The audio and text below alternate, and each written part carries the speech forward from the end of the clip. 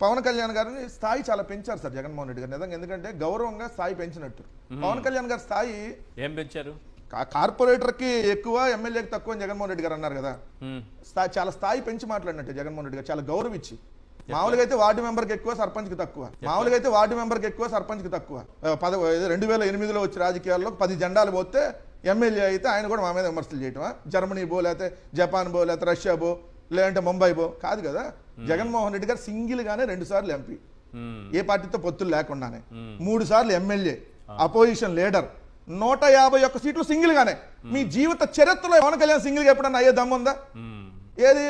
ఈయన మళ్ళీ మా మీద విమర్శలు చేసి జర్మనీ బో, నీకు వచ్చిన ముష్టి చంద్రబాబు నాయుడు 21 అయితే 17 వాళ్ళు నీకు ఇచ్చిన వాళ్ళ పార్టీలోంచి నీకు పంపించేసిన ముష్టి వాళ్ళు కూడా కూర్చోవాలి, నుంచో అంటే నుంచోవాలి.